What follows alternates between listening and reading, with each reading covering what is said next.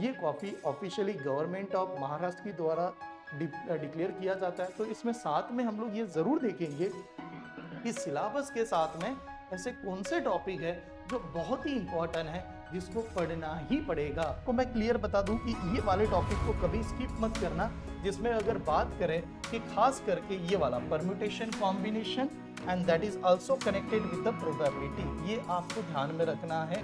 इसके ऊपर हर साल हर बार सवाल आते हैं, ऑल स्लॉट मिला के लगभग ये वाले टाइप से अगर बात करें तो आपको एग्जाम में नजर आएंगे 3 से लेके 5 तक सवाल इस वाले ग्रुप से उठाए जाते हैं। डिफरेंशिएशन इक्वेशन मतलब डेरिवेटिव जिसको हम लोग कहते हैं, या उसके बाद में आप इंटीग्रेशन के ऊपर जंप करते हो, उसके पहले ये सबसे पहले ध्यान में रखिए कि आपका ट्रिग्नोमेट्री नाम का जो कंसेप्ट है वो आपको अच्छी तरह से आता है या नहीं आता, ये सबसे पहले चेक कर लेना, क्योंकि ट्रिग्नोमेट्री के ऊपर ही सब कुछ डिपेंड हो जाता है। नमस्ते दोस्तों, मैं मुरलीधर पवार आप सभी का माय तैयारी यूट्यूब चैनल पे स्वागत करता हूं। आप सभी जानते हैं कि हमारी जो एमसीए सीईटी एग्ज़ाम है वो आने वाले 30 मार्च को होने वाली है। उसी से रिलेटेड आज के सेशन में हम लोग ये देखेंगे कि सिलेबस हमारा क्या है, एग्ज़ाम पैटर्न किस प्रकार से होने वाली है, और मैं साथ में ये भी आपको ज़रूर बताऊंगा कि कौन से टॉपिक सबसे अहम है, सबसे इम्पॉर्टेंट है, जिसको पढ़ना ही पड़ेगा, क्योंकि एक बहुत ही one of the best book मानी जाती है, that is called as 80-20 principle. 80-20 principle का ये कहना है कि खाली ऐसे 20% काम करने की वजह से 80% का रिजल्ट मिलता है। यही कंसेप्ट हम लोग हमारी आने वाली एमसीसीटी में इंप्लीमेंट करेंगे, जिससे हमें डेफिनेटली ये पता चलेगा कि कौन से ऐसे इंपॉर्टेंट टॉपिक है जो 20% ही होते हैं, उसकी वजह से आपके एग्जाम में 80% का रिजल्ट मिलता है। तो एग्जाम सेशन को स्टार्ट करते हैं और ये देखते हैं सबसे पहले कि हमारे एग्जाम का पैटर्न क्या है। तो सबसे पहले मैं आप सभी को दिखा दूं कि जब हम लोग एग्जाम के बारे में देखेंगे तो हमें ये देखना जरूरी है कि जो एग्जाम हम लोग देने वाले हैं उसका एक्चुअली दरअसल में क्या क्या पैटर्न पे किस हिसाब से एग्जाम का तरीका होने वाला है। देखिए यार, आप हम लोग एमसीसीटी एग्जाम देंगे तो उसमें हमारे सामने कुछ इस प्रकार से एग्जाम का पैटर्न प्रेजेंट किया जाएगा, जिसकी अगर बात करें तो सबसे अहम पहला ही सब्जेक्ट माना जाता है, सबसे इंपॉर्टेंट सब्जेक्ट है हमारे एग्जाम में, that is called as mathematics and statistics. ये जो सब्जेक्ट आएगा जिसमें नंबर ऑफ क्वेश्चन हमें 30 पूछा जाता है, पर सवाल के पीछे 2 मार्क्स दिया जाएगा, यानी टोटल आप देख पाओगे कि 60 मार्क्स का पूरा मैथमेटिक्स को वेटेज है। उसके साथ में second subject is called as a logical and abstract reasoning. थोड़ा ध्यान से समझिएगा इस बात को, जब यहाँ पर मैथमेटिक्स वर्ड दिया था तो साथ में स्टैटिस्टिक करके भी दिया था, क्योंकि ये सब्जेक्ट के एक टाइप्स माने जाते हैं। मैथमेटिक्स का मतलब ये हो जाता है कि बच्चे ये समझते हैं कि परसेंटेज हो रहा होगा, टाइम एंड डिस्टेंस हो रहा होगा, जो कहीं ना कहीं तो आपका 10 तक का मैथ से कनेक्टेड भी है। लेकिन स्टैटिस्टिक ये वाली जो पार्ट है वो 11th 12th and typical maths के साथ भी कनेक्ट होगा।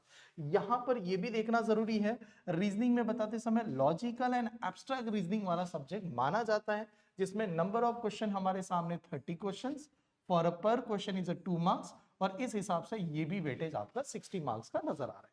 Second is the next subject है English and comprehension with verbal ability यार, ठीक है, जिसमें आपको कहीं ना कहीं ग्रामर ओरिएंटेड सवाल पूछे जाएंगे।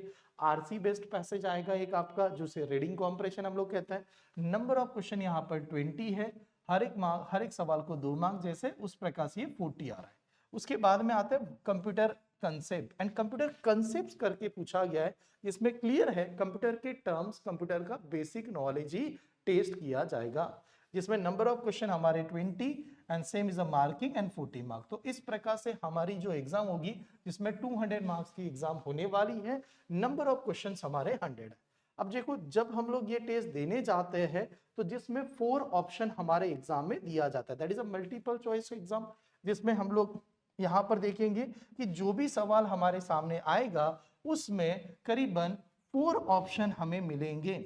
अब उस एग्जाम में मल्टीपल चॉइस क्वेश्चन यानी ऑब्जेक्टिव टाइप की एग्जाम है, बट कहीं पर भी नेगेटिव मार्किंग नहीं दिया जाएगा। तो ये हमारे लिए सबसे बड़ा बेनिफिट है कि नेगेटिव मार्किंग तो होने ही नहीं वाला। साथ में जो ड्यूरेशन है एग्जाम का, दैट इज अ 90 मिनट, जिसको हम लोग कहते हैं यार 1.5 घंटा 1.5 आवर की एग्जाम होगी, और जिसमें मीडियम जो रखा जाता है वो इंग्लिश मीडियम ही रहेगा। और आपका कंप्यूटर बेस्ड एग्जाम होगी।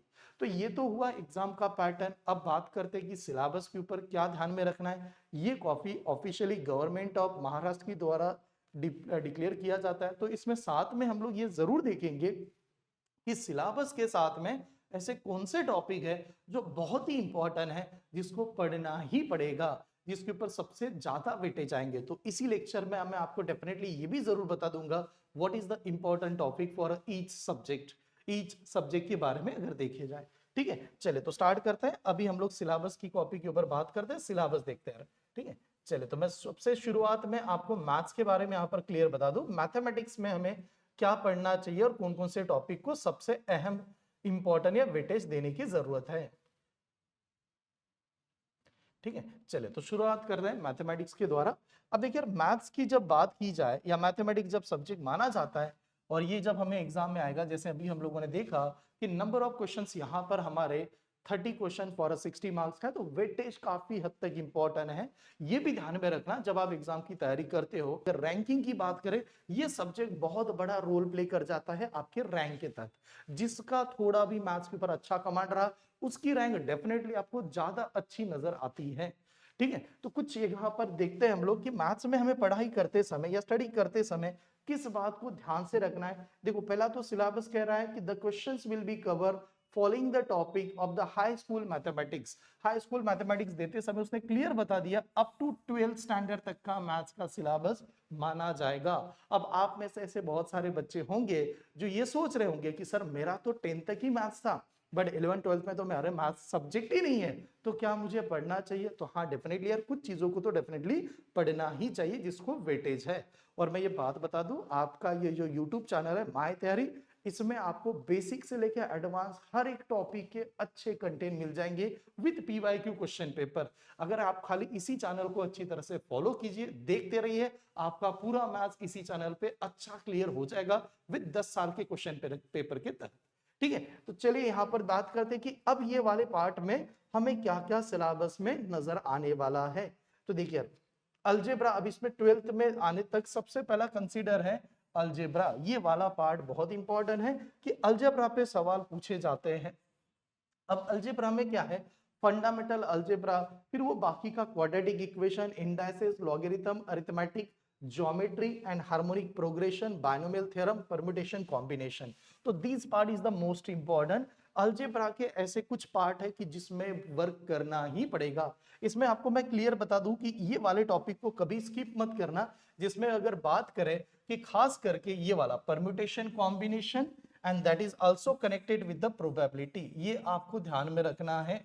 इसके ऊपर हर साल हर बार सवाल आते हैं, ऑल स्लॉट मिला के।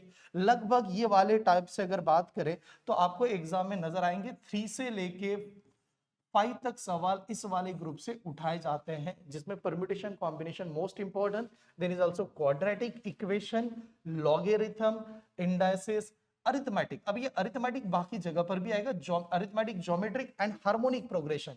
ये क्या है यार, arithmetic progression, geometric progression, harmonic progression, जिसको कहीं ना कहीं हम लोग मैथ्स में कहते हैं एपी, जीपी, एचपी।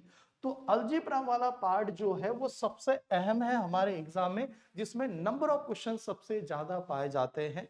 ये जो टाइप्स आपके सामने नजर आ रहा होगा कि एक्सपांशन, फैक्टोरियल, क्वाड्रेटिक, तो इस वाले टॉपिक से अगर मैं पूरी बात करूं, इसी डिटेल में है, तो इसको अगर मद्देनजर रखते हुए अगर देखेंगे तो 8 से मिनिमम 10 तक तो सवाल यही टॉपिक आपको कवर करके दिलाने वाला है।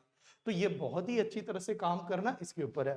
ठीक है, और उसमें भी अगर किसी को चाहिए सर पर्टिकुलर बता दो कौन कौन सा पढ़ना है, तो मैंने यहाँ पर पहले क्लियर कर दिया, सर्च, इंडाइसेस, लॉगरिथम, उसके बाद में AP, GP, HP, these are the topic, then is the permutation, combination, और उसके साथ में प्रोबेबिलिटी, क्वाड्रेटिक। ये सबसे अहम टॉपिकों में से एक माना जाएगा।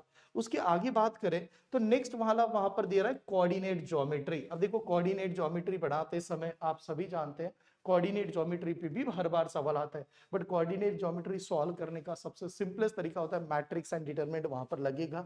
कोई फॉर्मूलीज नहीं, कुछ सिंपल से स्टेप है, वो आपको जरूर देखना है। इसके ऊपर भी हर बार सवाल आता है। इस सेक्टर से आपको यहाँ पर ध्यान में रखना है, कोऑर्डिनेट ज्योमेट्री पढ़ते समय उसका सिंपल से मतलब लाइनिंग से, हम लोग कहते हैं लाइन मान लो, ट्राइंगल, पैरेललोग्राम, रेक्टेंगल, ये सभी के सभी सवाल पे यहाँ पर आते हैं। तो ये भी पार्ट बहुत ही जरूरी है एग्जाम को सॉल्व करने के लिए। तो इसमें पूरा कोऑर्डिनेट ज्योमेट्री को मिला के सर कितना सवाल आएगा, तो यहाँ पर क्लियर बता दूं, इसमें आपको 2 से 3 सवाल तक पूछे जाते हैं। सबसे इंपॉर्टेंट यहाँ पर मैंने आपको कहा 8 से 10 सवाल, और इसमें 2 से 3 सवाल आते हैं। फिर आता है डिफरेंशिएशन इक्वेशन, जो थोड़ा सा एडवांस पार्ट की तरफ इशारा करता है। जो बच्चों का 11-12 में मैथ्स नहीं था उनके लिए ये थोड़े से, ये 2-3 टॉपिक ऐसे एडिशनली लगते हैं।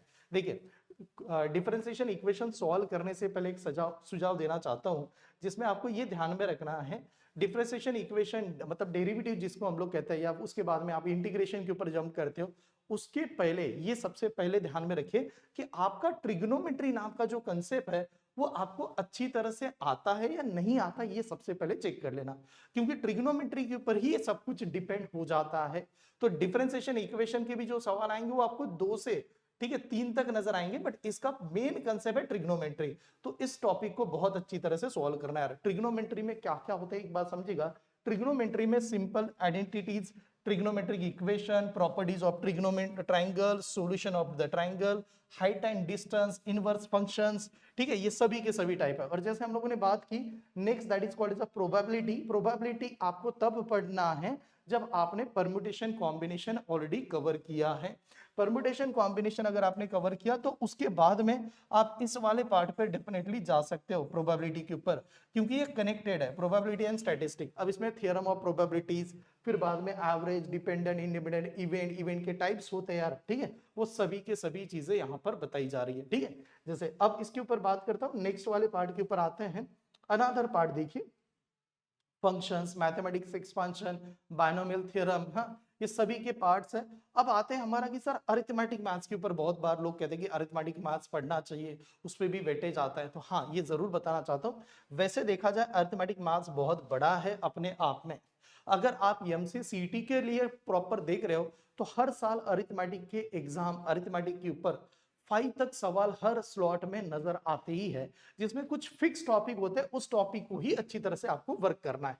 सबसे पहला तो जैसे यहाँ पर क्लियर बता दिया, ratio and proportion, time and distance, time and work, इनके ऊपर आपको सवाल नजर आएगा, स्पीड वगैरह। तो ये टॉपिक जो कंप्लीट है उसी के ऊपर बात कीजिएगा। हर जगह पर आप देखोगे कि अगर मान लो रेशियो ओरिएंटेड आप टॉपिक पढ़ रहे हो तो रेशियो कहीं ना कहीं मिलता जुलता हो जाएगा आपका एज वाले टॉपिक से, फिर आपका पार्टनरशिप वाले टॉपिक से, पार्टनरशिप के बाद में एलिगेशन एंड मिक्सचर से। तो एक बात देखना कि अगर किसी ने पूछा कि अरिथमेटिक कितना सॉल्व करे सर, इसमें तो बहुत सारे टॉपिक है, डेफिनेटली बहुत है, क्योंकि अगर आप कहीं ना कहीं इससे अगर एमबीए सीटी से कंपेयर करो तो बहुत ज्यादा नजर आता है। तो इसमें एक चीज ध्यान में रखिए, जो भी टॉपिक पढ़ रहे हैं तो अरिथमेटिक में एक सर्टेन लेवल तक पूछा जाता है, कुछ पर्टिकुलर टाइप है, तो इसको मैं रिकमेंड करूंगा इस वाले सवाल को सॉल्व करते समय प्रीवियस ईयर क्वेश्चन पेपर उससे उठा के आपके 2020 से लेके जितने भी अरिथमेटिक टाइप्स के सवाल आए थे उसी को ही प्रैक्टिस करो, क्योंकि ये अपने आप में बहुत बड़ा सेक्टर है, ठीक है। और एग्जाम पॉइंट ऑफ व्यू से अगर बात करें तो हमारे लिए एग्जाम के लिए इसका जो वेटेज है वो ज्यादा 5 to 7 है, और जिसमें हमारा सबसे बड़ा टाइम चला जाएगा। तो इसको वर्क करते समय कंसेप्ट पहले अच्छी तरह से ध्यान में रखना, और साथ में 2020 से लेके जितने भी पेपर हुए थे उसके ऊपर जरूर काम करना, ठीक है। अब बात करते हैं आगे का, जो पार्ट्स माना जाता है, geometric basic sets, theorem and function and mensuration. अब मेंसुरेशन एंड ट्रायंगल ये आपको कहीं ना कहीं ज्योमेट्री, ठीक है, ज्योमेट्री का ही पार्ट है, ज्योमेट्री एंड मेंसुरेशन ये इसका पार्ट है। तो ये वाले टॉपिक बहुत अहम है। मोटा मोटी अगर बात करें और डायरेक्टली मैं सभी का एनालिसिस आपके सामने बता दूं तो मैं कहना चाहता हूं probability, permutation, combination important, trigonometry important है, लॉगरिथम इंपॉर्टेंट है, ठीक है। साथ में हम लोगों ने देखा लॉगरिथम के साथ में एपी जीपी अलजेब्रा, वो वाला पार्ट तो अलजेब्रा का सबसे इंपॉर्टेंट पार्ट है यार, ठीक है। उसके बाद में यहाँ पर आना तो इसमें आपको ट्रिग्नोमेट्री सबसे माना जाएगा, बिकॉज विदाउट ट्रिग्नोमेट्री आप आगे नहीं बढ़ सकते, डेरिवेटिव्स इंटीग्रेशन को हाथ नहीं लगा सकते। कुछ बच्चे सोच रहे होंगे कि सर मेरा 11-12 में मैथ्स ही नहीं था तो मैं कहां से कवर करूं, तो उनके लिए सुझाव देना चाहता हूं अरिथमेटिक अच्छा बनाना, क्योंकि आप 5 to 7 क्वेश्चन वहां से आप कवर कर पाओगे। Then is a permutation, combination, probability, भले इसमें कुछ ज्यादा डिफिकल्ट नहीं आता, आप चाहे तो माय तैयारी यूट्यूब चैनल का पूरा वीडियोस देख लेना, जो भी आपको प्रोबेबिलिटी वाले वीडियोस यहाँ पर नजर आएंगे पूरा जाके एमसीए का पूरा वो वहां पर प्ले लिस्ट दी गई है, उसको जरूर चेक कर लेना। उसके बाहर आएगा ही नहीं, ये गारंटी के साथ कहता हूँ। साथ में हम लोग इस साल में पीवाईक्यू क्वेश्चन पेपर का भी स्लॉट लेके आ रहे हैं, तो उसको डिटेल में जाके जरूर चेक करना यार। ठीक है, आगे बात करता हूँ रीजनिंग के सब्जेक्ट के ऊपर। रीजनिंग के ऊपर देखिएगा, जब हम लोग रीजनिंग की बात करें तो रीजनिंग सब्जेक्ट अपने आप में बहुत ही क्लियर एंड सिंपल बताता है। यहाँ पर कौन सा रीजनिंग पढ़ना चाहिए, कौन सा नहीं पढ़ना चाहिए, ये ऑलरेडी मैसेज कन्वे है। कौन सा रीजनिंग पढ़े, तो एक है लॉजिकल एंड एब्स्ट्रैक्ट। देखो लॉजिकल एंड एब्स्ट्रैक्ट से हमें ये क्लियर पता चल जाएगा कि जो भी सिलेबस हमारे एग्जाम में दिया जाता है उसका सिंगल लाइन ओरिएंटेड कंटेंट पूछा जाता है, कि जिसमें एक लाइन में ही आपका आंसर आ जाए। ठीक है, अब देखो topic, this shall include the question measure to the low quickly and logically can you think. हाँ, पूरा का पूरा जो लॉजिकल आएगा, आप देखो इसमें जो भी कंटेंट दिया जाता है वो ऐसे ऐसे कंटेंट होंगे जिसको आप जल्दी जल्दी सॉल्व करो। कुछ टॉपिक का लिस्ट बताता हूँ, जल्दी जल्दी नोट डाउन करने की बात करना। क्लॉक कैलेंडर, ठीक है, डाइस, लॉजिकल वेन डायग्राम, ठीक है, उसके बाद में analogy, number series completion, alphabetical series, counting figure, water images, mirror images, सबसे ज्यादा आने वाला एनालॉजी, जो 5 क्वेश्चंस डेफिनेटली आता है। एनालॉजी में टाइप्स होता है based on the alphabet, based on the word, based on the आपका number, these are the type. Missing series number, odd man out. हाँ, तो ये कुछ ऐसे टाइप है जिसपे सवाल आता है। कुछ अलग डिफिकल्ट टाइप की बात करें, टॉपिक की बात करें, blood relation, ordering and ranking, direction sense, coding decoding, ये पर्टिकुलर टॉपिक है। कहीं ना कहीं आपने देखा होगा कि अगर आप लोगों ने स्कूलिंग लाइफ में, स्कूल लाइफ में अगर आपने नवोदय विद्यालय, ठीक है, स्कॉलरशिप एग्जाम, सैनिक भर्ती, ऐसे अगर कोई भी कॉम्पिटिटिव टाइप की एग्जाम दी होगी तो उनका जो लेवल है वही लेवल यहाँ पर नजर आने वाला है। तो रीजनिंग सबसे प्यारा, सबसे जल्दी बनने वाला सब्जेक्ट होगा। खाली रीजनिंग के ऊपर ध्यान देना, आपका स्कोर वैसे भी बूस्ट होगा। तो यहाँ पर जरूर चेक करना, ये स्कोरिंग है यार मेरा। अगर मान लो मुझे मैथ से डर लगता है, मुझे इस पे बहुत अच्छा काम करना है, इसका खाली पीवाईक्यू रेफर कर लो, इसके बाद तो आता ही नहीं है। सबसे स्कोरिंग सब्जेक्ट, आपको एक कॉन्फिडेंस देगा, आपने कोई तैयारी भी नहीं की तो यहाँ से आपको मिल जाएगा। और हाँ, मैं डेफिनेटली ये भी आपसे प्रॉमिस कर रहा हूँ, इन पूरे सभी सिलेबस का वीडियोस मैं आपको अपलोड कर दूंगा। आप खाली यूट्यूब चैनल को फॉलो करो, माय तैयारी देखते रहिए, वहां पर आपका प्रिपरेशन जरूर हो जाएगा। ठीक है, आगे बात करते हैं इंग्लिश के ऊपर। इंग्लिश का अगर सिलेबस की बात करें तो इंग्लिश में जो भी सवाल पूछे जाते हैं, मैक्सिमम सवालों में आपको नजर आएगा कि मैक्सिमम सवाल बेस्ड ऑन द ग्रामर ही थे, जिसमें आपका नॉर्मली इंग्लिश का जो ग्रामर वाला पार्ट है उसी के ऊपर पूछा जाता है, जिसमें हम लोग कहते हैं maximum is a basic grammar. ठीक है, vocabulary, reading comprehension. Reading comprehension में यार कॉम्प्रेंशन जो भी आता है उसमें हार्डली 1 to 2 पूछे जाते हैं, उससे ज्यादा नहीं आते, जिसको आप आरसी के नाम से जानते हो। Then is a synonyms, antonyms, sentence correction, words and phrases, jumble paragraph. Jumble paragraph में आपने देखा होगा कि ज्यादातर पैसेज के जो जंबल पैराग्राफ आता है वो maximum is a story based, जिसमें 5 लाइन आपको अलग अलग दी है, एक स्टोरी बना देना है, वहां से आता है। तो English is also best and scoring subject, but reasoning के कंपैरिजन में इसका वेटेज कम है भाई, तो जरूर इसको भी जरूर देखना। ठीक है, आगे देखते हैं नेक्स्ट।